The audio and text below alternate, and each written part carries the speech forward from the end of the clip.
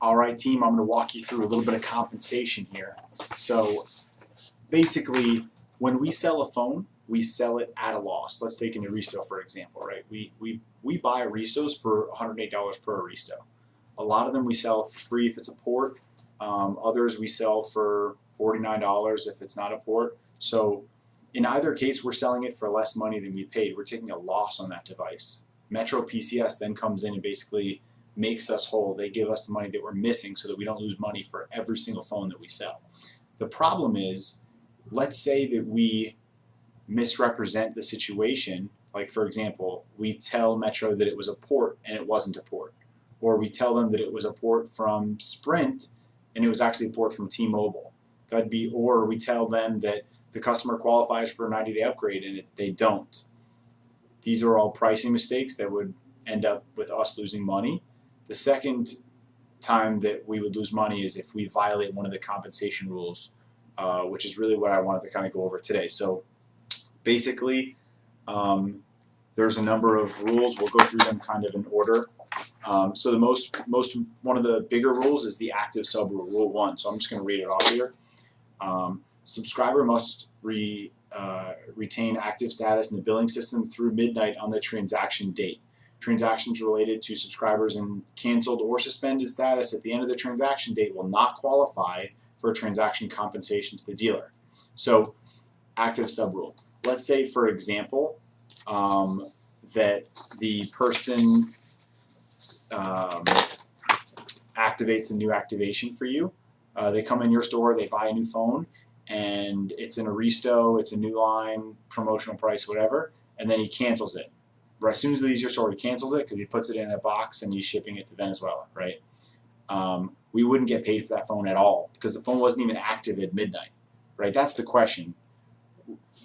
Business rule 1 is, was the phone active at midnight? Was it active for 7 days? Most of the time for port-in pricing, for BOGO pricing, for add-line pricing, the phone has to be active for at least 7 days. So that, was it active at the end of the day? Was it changed off the account or something? That's what business rule 1 is asking. Again, active sub-rule, subscriber is not active at the end of the day. Applies to all compensation elements, 7 days for ports, add-lines, BOGOs. And that changes with the business rule sometimes. Rule 2, prior history rule.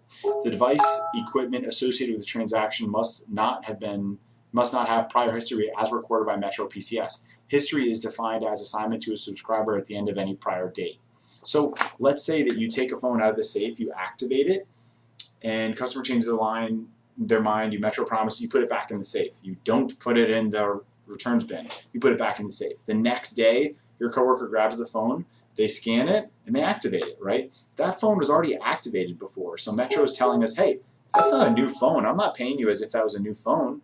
It's not a new phone. So in that case, that would violate Rule 2, the prior history rule. Prior history rule, device upgrade is disqualified for prior usage history. Even if it was only activated for 1 second, it doesn't matter. Prior history.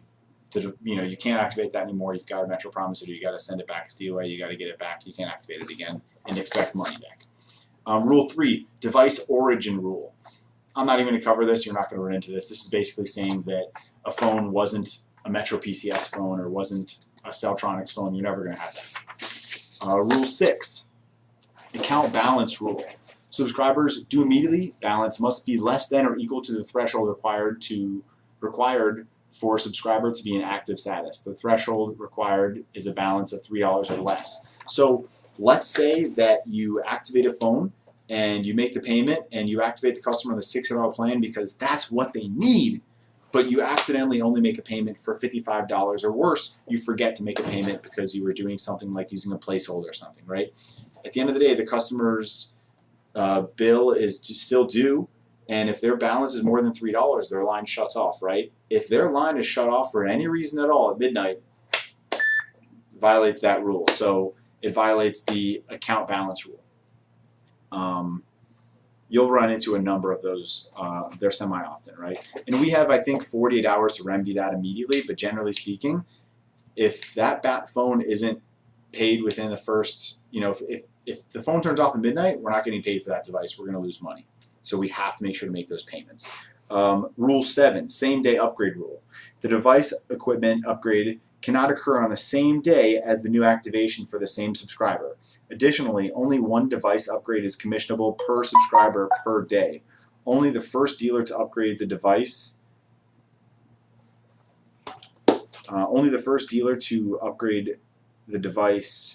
that remains active on the subscriber line at the end of the day is eligible for upgrade commission. So you're not going to run into this so often, but basically anytime you're activating multiple devices on the same day, you know you're violating problems right there, right? So that explains that.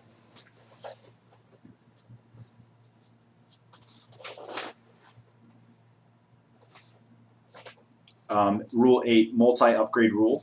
The device equipment upgrade cannot occur in the first 30 days from the date of subscriber new activation.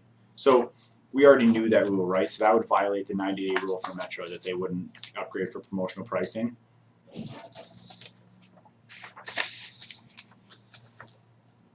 The rest of these rules, again, I'll run through them, but they're you don't run into them as often.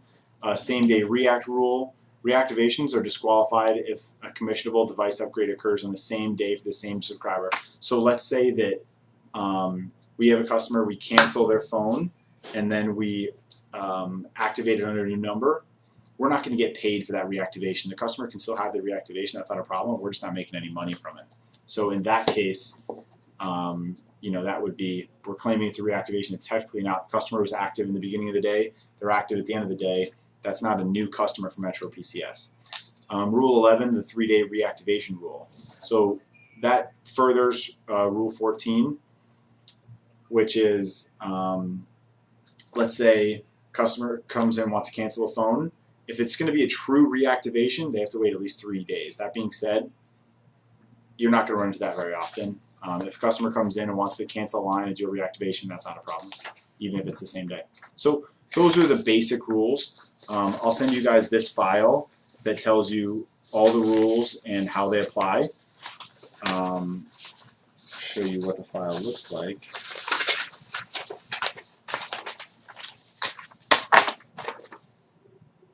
So give it a read if you'd like, but as you're researching these transactions, any kind of something like, oh, but the customer changed over from this number to this number, that's going to, oftentimes that's going to be the problem. It's going to activate the rule. So use device history in Edge so that you can, and read the memos, look back 30, 60, 90 days, and see if you can understand the situation, read the memos, and that'll 99% of the time tell you where the error is and why we weren't fully compensated. Good luck.